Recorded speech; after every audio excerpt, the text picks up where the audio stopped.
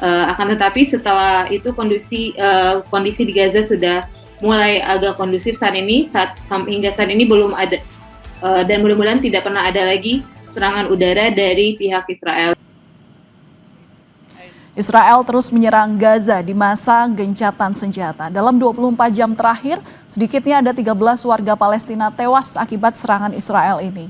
Berdasarkan data Otoritas Kesehatan Gaza, total ada 87 warga Palestina tewas akibat serangan Israel selama gencatan senjata yang dimulai pada 10 Oktober 2025. Hamas menuding Israel melanggar gencatan senjata. Sementara, Perdana Menteri Israel Benjamin Netanyahu mengaku menjatuhkan 153 ton bom di Gaza yang memicu kecaman internasional. Truk pengangkut bantuan memasuki jalur Gaza melalui perlintasan Karem Shalom pada Selasa waktu setempat. Menurut kantor media pemerintah di Gaza, hanya 986 truk bantuan yang masuk Gaza sejak gencatan senjata pada 10 Oktober lalu. Dengan demikian, rata-rata ada 89 truk yang masuk per harinya. Jumlah ini jauh di bawah kesepakatan gencatan senjata, yakni 600 truk per hari.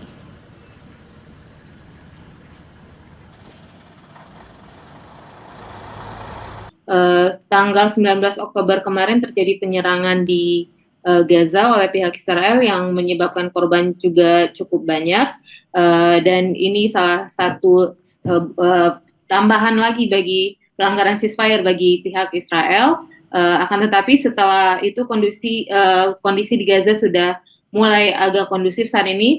Hingga saat ini belum ada dan mudah-mudahan tidak pernah ada lagi serangan udara dari pihak Israel. Dan untuk bantuan sendiri seperti yang sudah disampaikan, yang seharusnya 600 truk per hari, hingga saat ini hanya 89 truk aja per hari rata-rata, dan ini dikarenakan karena border hanya Kerem Shalom dan Kisufim aja yang dibuka. Sebenarnya untuk mencapai 600 truk per hari ini harusnya seluruh border dibuka sehingga capaian-capaian untuk ceasefire di tahap awal ini bisa diwujudkan.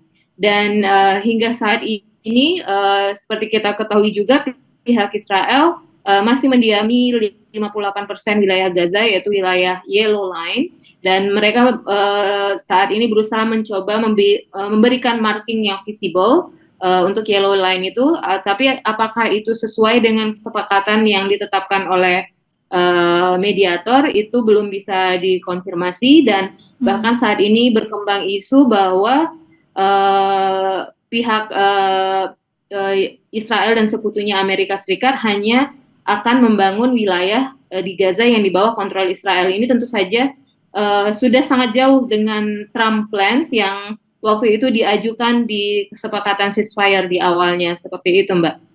Oke, untuk pembangunan wilayah ini kan menjadi fase lanjutan dalam proposal Donald Trump kala itu dalam perdamaian di Gaza dan Israel ini. Tapi kalau melihat dari sejumlah paparan yang tadi disampaikan Mbak Marisa bahwa border belum dibuka semua sehingga truk bantuan belum bisa masuk sesuai dengan angka atau jumlah yang harusnya disepakati per hari, ada 600 begitu ya. Kemudian juga gencatan senjata lagi-lagi kemarin membombardir wilayah Gaza begitu. Ini alasannya apa dan apa kemudian upaya yang dilakukan oleh relawan Mercy untuk tetap mengawal supaya fase pertama perdamaian antara Israel dan Gaza ini tetap on the track gitu? Baik, untuk kejadian pelanggaran ceasefire ini memang bukan di wilayah kami sebagai NGO. Kami relawan Mercy hanya berusaha memberikan bantuan medis sesuai dengan kapasitas kami terkait netralitas di lapangan. Kami tidak masuk ke politik antara Israel dan pejuang saat ini. Kami hanya mengamati fakta di lapangan dan terus berusaha untuk membuka akses supaya kami bisa terus memberikan bantuan medis ke Gaza dengan mengirimkan tim medis.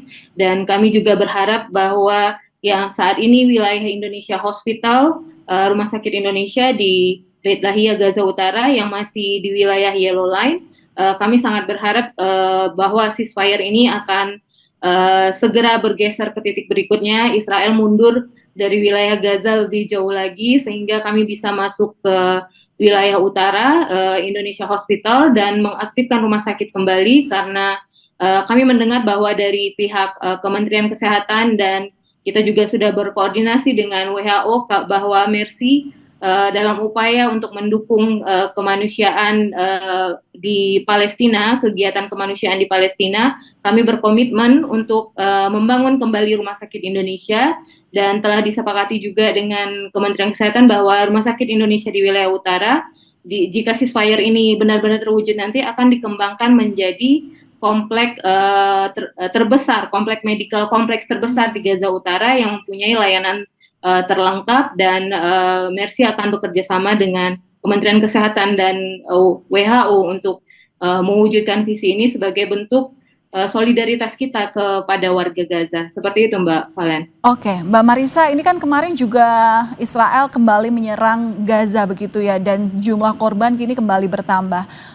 Seperti apa untuk penanganan pengobatan di sana dan seperti apa bantuan atau kebutuhan medis yang saat ini memang dibutuhkan? Ya, untuk saat ini kebutuhan medis ya terkait karena jumlah truk yang masuk sangat terbatas, bahkan ini juga berdampak ke obat-obatan dan suplai medis lainnya yang dibutuhkan di dalam Gaza. Dan untuk rumah sakit mulai meningkatkan fungsinya walaupun masih sangat terbatas juga, belum fully function, partially function seperti di daerah Gaza Selatan yang saat ini sedang diusahakan yaitu untuk mengaktifkan kembali European Gaza Hospital, namun itu pun masih terkendala karena banyak suplai medis yang belum bisa masuk ke Gaza. Dan penanganan pasien dilakukan dengan sangat-sangat terbatas, Mbak Valen, dengan support tenaga medis internasional yang terus berusaha memasuki Gaza dan bekerja sama dengan tenaga medis lokal, kita saling membantu untuk penanganan pasien di sana. Namun lebih dari itu, permasalahan utama di sini adalah kedua belah pihak, baik itu dari pihak pejuang ataupun dari pihak Israel, ada baiknya untuk segera mewujudkan kesepakatan yang telah ditetapkan sebelumnya sehingga akses kemanusiaan, bantuan yang lainnya bisa masuk ke Gaza, seperti itu.